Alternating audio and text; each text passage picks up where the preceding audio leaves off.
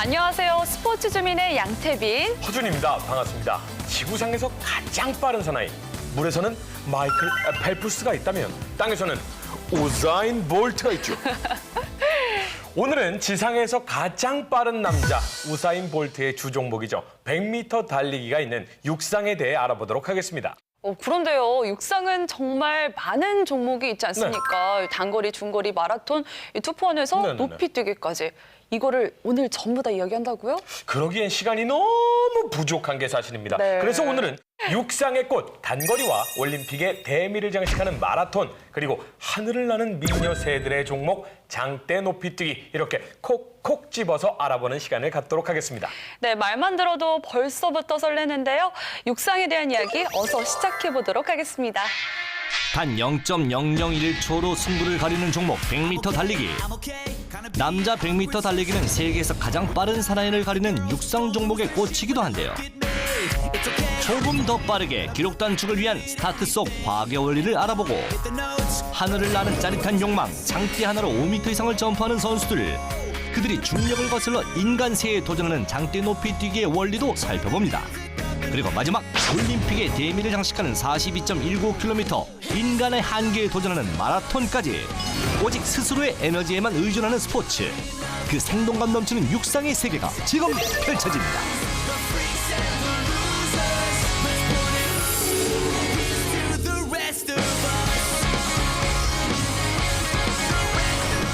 오늘 함께 이야기 나눌 전문가 두 분 모셨습니다.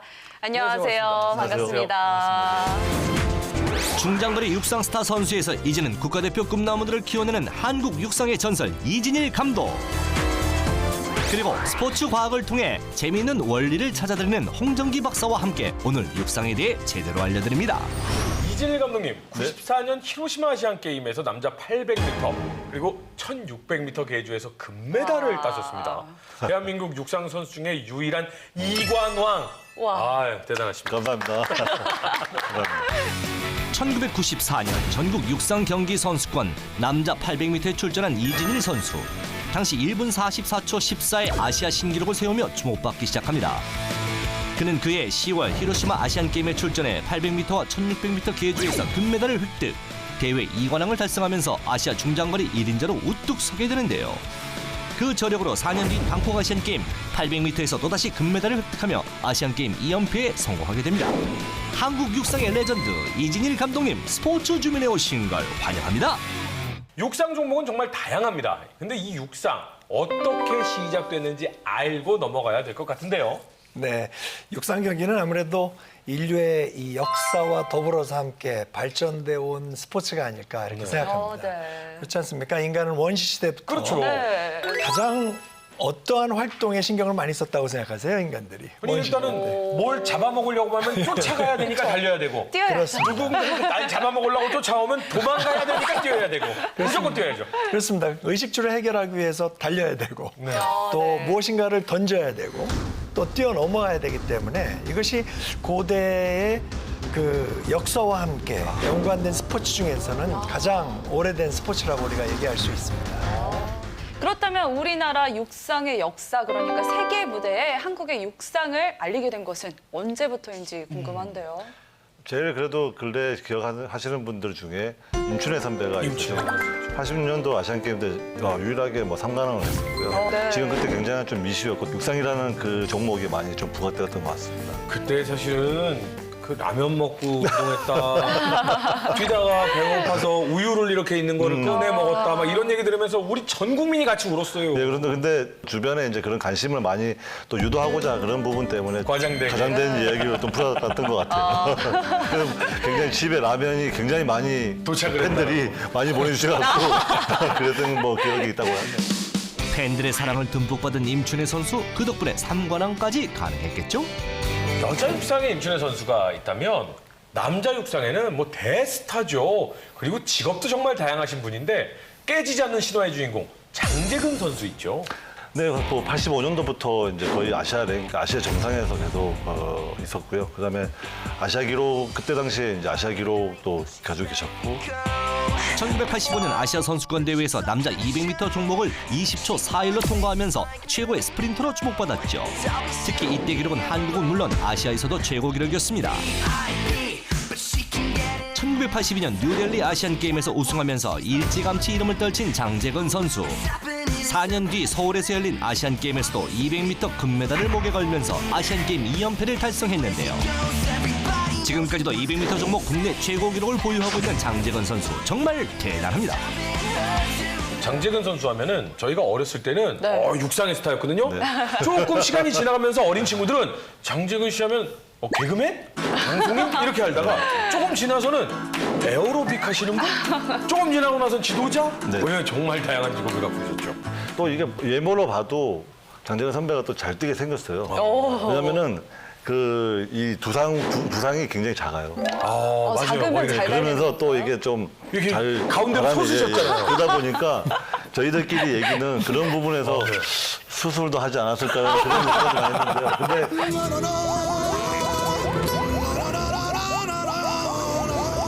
그렇다면 이제 육상하면 빠질 수 없는 세계적인 선수들. 먼저 육상하면 이 두 선수 떠오르죠.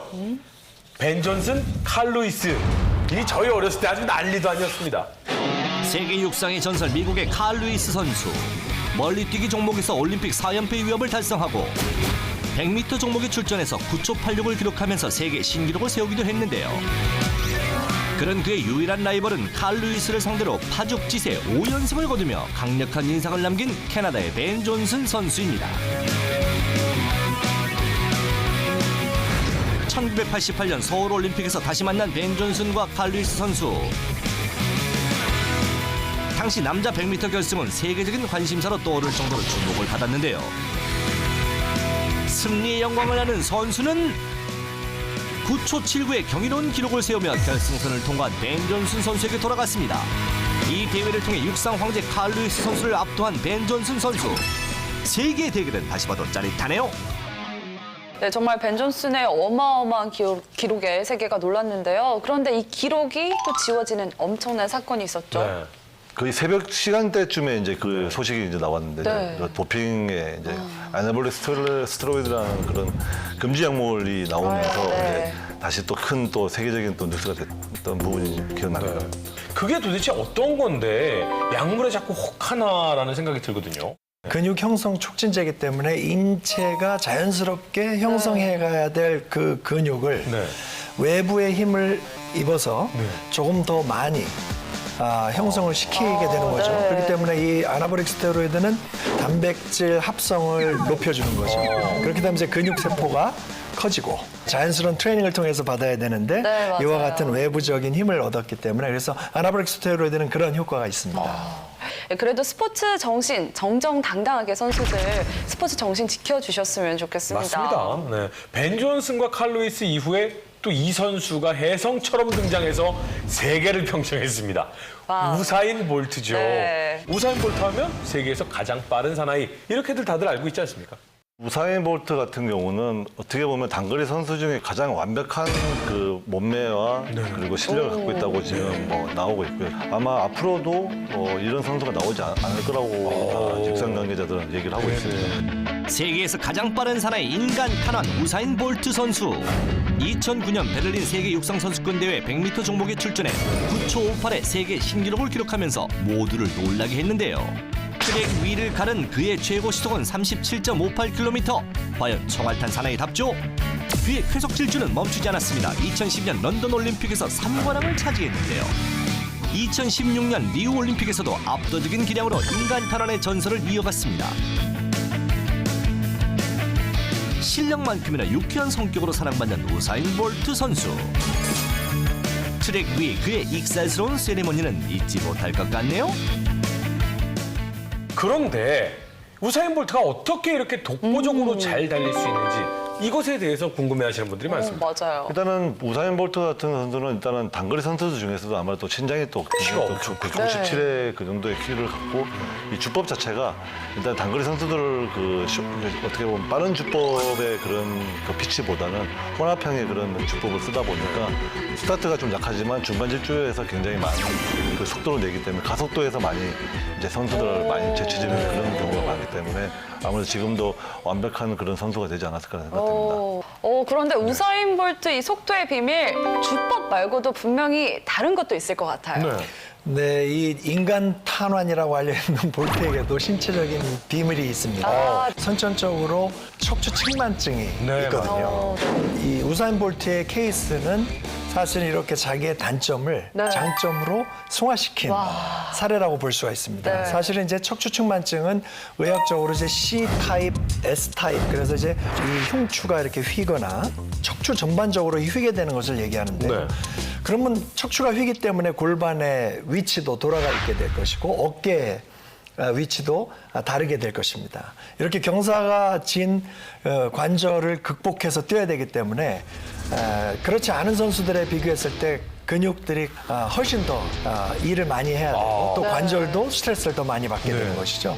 그래서 그러한 것들을 극복하기 위해서 좀 강력한 근육 운동을 또는 이 신경계 운동을 했다고 잘 알려져 있습니다. 육상 경기를 보면요. 누구나 할 수 있듯이 흑인 선수들이 강합니다. 맞아요. 흑인 선수들이 유독 달리기에 강한 이유가 있는 겁니까?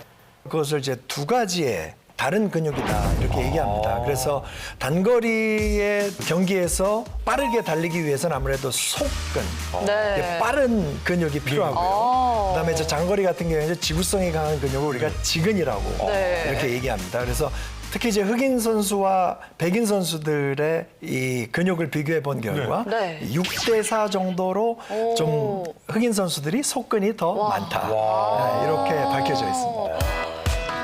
달리기 운동 속 근육의 비밀을 알아보겠습니다. 먼저 속근은 산소 공급이 원활할 수 있도록 도와주는데요. 미오글로빈 함유가 적어 지근보다 백색을 띠는 근육층입니다. 속근의 경우 근육의 수축 속도가 빠른데요.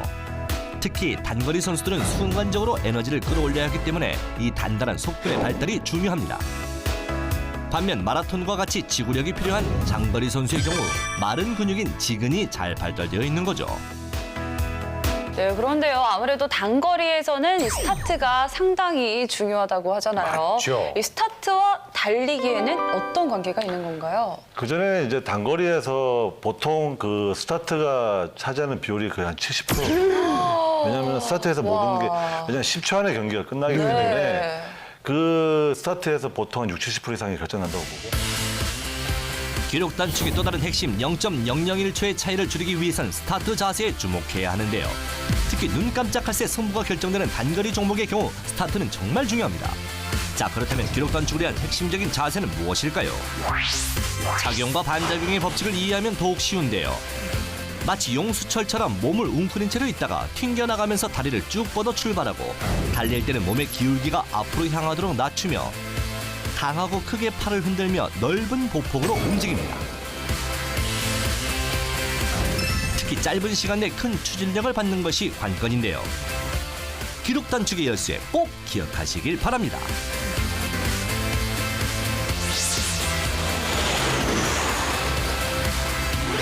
그런데 100m 경기를 보면요.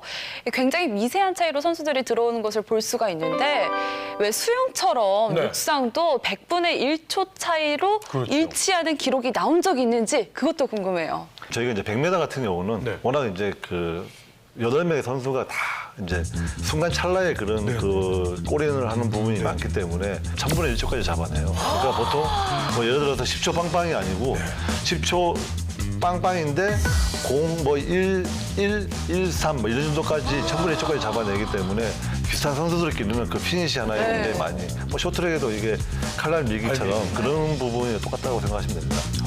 비디오 판독, 그것도 1000분의 1초까지 비디오 판독을 하니까 재미가 더 좋아지는 것 같습니다. 네, 맞아요. 그럼 제가 여기서 질문을 한번 드려보고 싶은데요. 네. 육상 종목에서 가장 힘든 종목은 무엇이라고 생각하십니까? 아무래도 마라톤. 네, 40km 이상 달려야 되니까 마라톤이 가장 힘들지 않을까요?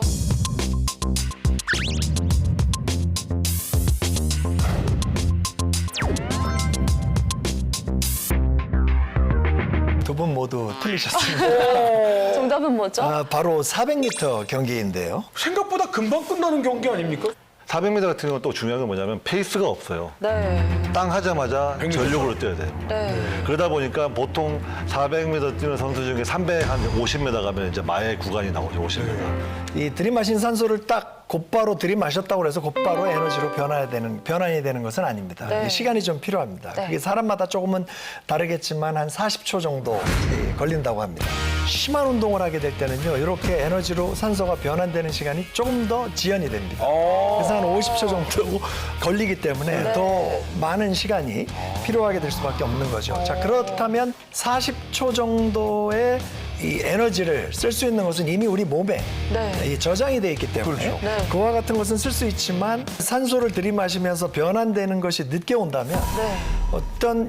어떻게 얘기하자 그러면 아무 에너지원이 없이 네. 3초나 4초 정도를 달릴 수밖에 없는 상황이 되는 거죠. 기름이 바닥난 그렇죠. 자동차인데요. 네. 그렇기 때문에 그러네요. 이것이 아주 고통의 무산소 운동이라고 할 수 있는 것입니다.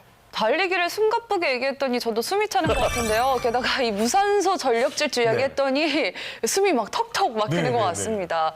그런데 육상 경기에는 이 밖에도 던지기, 멀리뛰기나 높이뛰기 등 정말 다양한 경기가 있잖아요. 그중에 특별히 과학적인 원리가 있는 장대 높이뛰기에 대해서도 한번 알아볼까 합니다. 육상의 종합 선물 세트로 불리는 장대 높이뛰기. 출발부터 착지까지 스피드와 도약력, 균형 감각 등 육상의 다양한 기술이 접목된 종목인데요. 장대를 이용한 우아한 비행, 장대 높이뛰기 종목에 대해서 알아봅니다. 장대 높이뛰기 하면 저는 이신바이에바 선수가 가장 당연하죠, 먼저 당연하죠. 떠오르지만 사실 그전에도 엄청난 선수가 있었다면서요.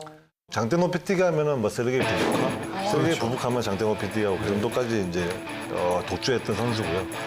그건 한 20년을 이 선수가 다 모든 걸 다 그냥 끝냈습니다.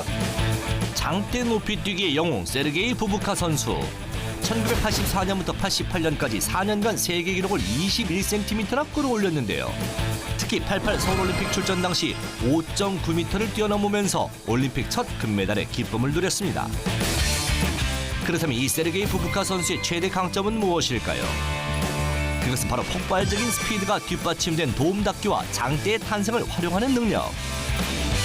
이 특성을 바탕으로 1994년 실외 경기에서 6.14m의 세계 신기록을 수립하게 되는데요. 세계 기록을 35번이나 경신하면서 그가 얻은 별명은 인간새. 그런데 이 선수의 계보를 잇는 또 다른 스타가 등장했습니다.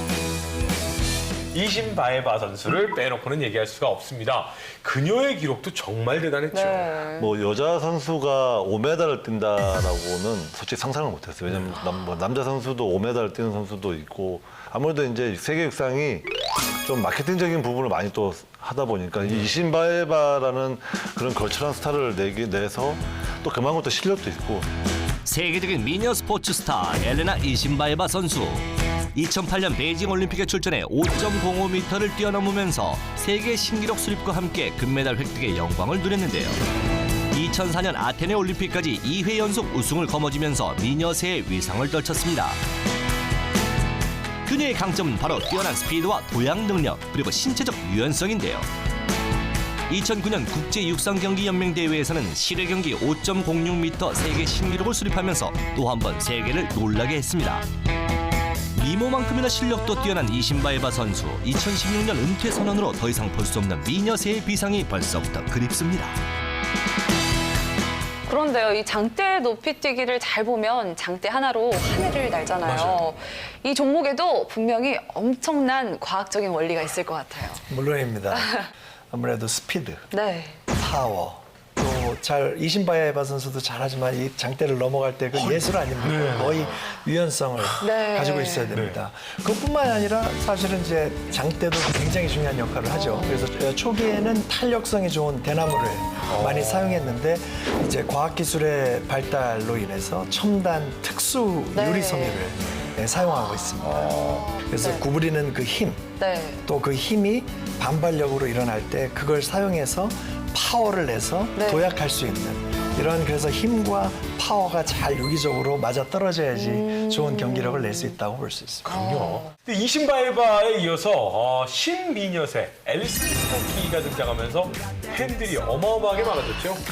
기자들이 선정한 미녀 운동선수 이렇게 네네. 뽑혔는데요. 근데 이상하게 장대 높이 뛰기에 많은 그런 미녀 새들이 많이 나오는데 그래서 허준 씨가 되게 좋아하시는 거예요. 제가 장대 높이 뛰기 육상에서 제일 좋아합니다. 하여튼 장대 높이 뛰기를 보면 눈이 맑아지는 느낌, 라식 수술한 느낌이 좀 들곤 하는데요. 게다가 어깨 라인을 예쁘게 만들어주는 어깨 근육 많이 쓰니까 장대 높이 뛰기 선수들의 몸매 자체가 너무나도 아름다운 라인을 가질 수밖에 없는. 부러운데요. 저도 좋아하죠. 장대 높이 뛰기를 한번 해봐야 되나. 네, 그러면요. 장대 높이 뛰기뿐만 아니라 이제 우리나라 선수들의 활약하는 종목이죠. 네. 뭐니 해도 마라톤입니다. 이 하계 올림픽에서 항상 마지막을 장식하는 종목이 이 마라톤이지 않습니까? 그런데 이 마라톤에서 또 우리의 황영조, 이봉주 선수가 또 있어야 할 이야기가 많잖아요. 그럼요. 뭐 아까 말씀드렸듯이 육상의 꽃은 100m지만 올림픽의 꽃은 마라톤이거든요. 네. 그래서 뭐 이봉주 선배나 황윤 선배도 있지만 그 전에 이제 저는 그 송기정 할아버지라고 그러는데 뭐 운동할 때 할아버지라고 이렇게 얘기를 했는데 송기정 할아버지의 얘기를 솔직히 제일 많이 마라톤은 송기정 할아버지 빼고 그렇죠. 논할 수는 없죠. 강조하고 있습니다. 분명한 것은 사진에 남아있는 자료에 송기정 선수의 가슴에는 일장기가 그려져 있었을지는 몰라도 네. 일장기 안에 송기정 선수의 심장은 분명히 네. 대한민국을 대표해서 뛰고 있었기 때문에 네. 우리 모두 국민이 다 알지 않습니까? 네, 맞습니다. 그리고 또 황영조 선수 이야기도 해보고 싶어요. 네. 1992년 바르셀로나 네. 올림픽에서 또 금메달을 목에 걸었잖아요. 그 모리시다 선수가 워낙 그 정말 대단한 선수였거든요. 맞습니다. 뭐 일본에서는 진짜 사무라이 정신으로 뛰는 선수라고까지 칭호를 했었거든요. 네. 근데 그 선수를 마지막에 솔직히 그 몬주익 언덕에서 그 경사인 그 오르막에서 치고 나갈 때는 솔직히 저희들도 저게 과연 될까? 될까? 네. 될까 했는데 스페인 바르셀로나 몬주익 언덕 위에 이어진 두 동양 선수들의 치열한 선두 싸움. 악명 높은 구간을 지나 마침내 선두 자리에 오른 황영조 선수. 금빛 레이스의 최종 지점 올림픽 주 경기장에 가장 먼저 들어섰는데요. 바르셀로나의 함성 속에서 1위로 결승점을 통과했습니다. 제가 아쉬웠던 거는 기억나실지 모르겠지만 골이 나고 나서 네. 제가 아쉬웠어요. 왜냐하면 그 태극기도 한 바퀴 돌아줬어야 되는데 떨어져갖고 너무 힘들었어. 저희는 그게 제일 아쉬웠죠. 그 근데 장면이 그 평생 네. 남는 건데. 하필 거기를 트랙이 좋아서 그게 제일 아쉬웠던 부분인 것 같습니다. 한국 마라톤의 자존심 황영조 선수와 한 시대를 뛴 동갑내기 라이벌 바로 국민 마라토너 이봉주 선수인데요. 1996년 애틀랜타 올림픽 마라톤 첫 출전 당시 남아프리카 공화국 조시아 투가니 선수와 접전 끝에 값진 은메달을 차지. 이후 2000년 도쿄 국제 마라톤에서 2시간 7분 20초를 달성하면서 한국 신기록을 수립해 국민 마라톤의 위상을 떨쳤는데요. 그 이면엔 마라토너로서 최악의 신체 조건인 평발과 짝발을 극복한 이봉주 선수의 숨은 노력이 있었습니다. 꾸준한 훈련으로 많은 선수들에게 귀감이 된 성실함의 아이콘. 2001년 세계 4대 메이저 마라톤 대회로 꼽히는 보스턴 마라톤 대회에 출전한 이봉주 선수. 2시간 9분 43초의 기록으로 골인해 금메달을 목에 걸었는데요. 꾸준한 노력만큼 성과도 계속됐습니다.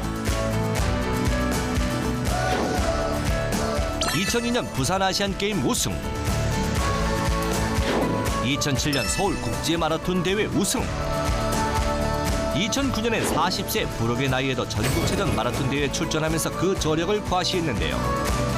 한 번도 힘들다는 마라톤 풀코스를 총 41번 완주한 불굴의 마라토너 이봉주 선수. 정말 대단합니다. 그런데요, 신기한 게 어떻게 42.195km를 쉬지 않고 뛰는데요.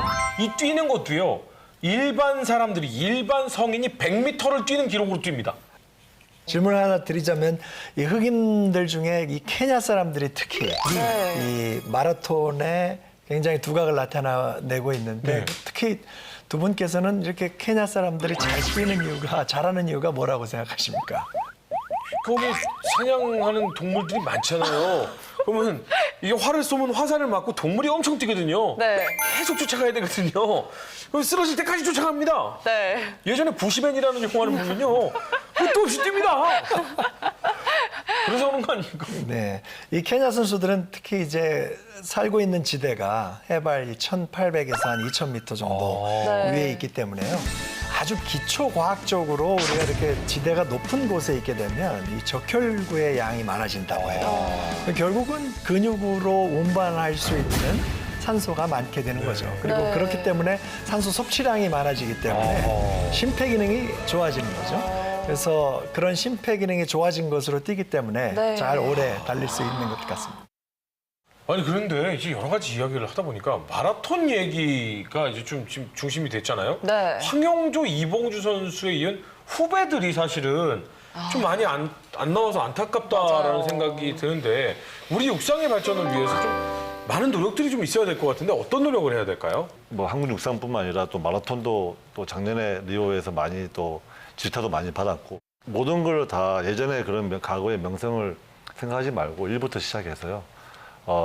지금은 오직 앞만 보고 가야 될 시기라고 생각하고 있습니다. 올해로 46회째를 맞이한 전국 소년체육대회. 한창 대회가 진행 중인 이곳에서 한국 육상의 꿈나무들을 만나볼 수 있었습니다. 다양한 육상 종목에서 그동안 갈고 닦은 실력들을 뽐내는 유망주 선수들. 많은 이들의 응원과 격려 속에서 선수들의 기량도 함께 성장하고 있는데요. 스포츠 강국 대한민국. 육상도 효자 종목으로 세계 속에서 명성을 떨치길 기대해 봅니다. 오늘은 육상 종목 중에서도 단거리와 중장거리, 장대 높이 뛰기에 대한 이야기를 해봤는데요. 저희는 이만 인사드리고요. 다음 이 시간에 더욱 유익한 스포츠 이야기로 찾아뵙겠습니다. 함께해 주신 여러분 고맙습니다.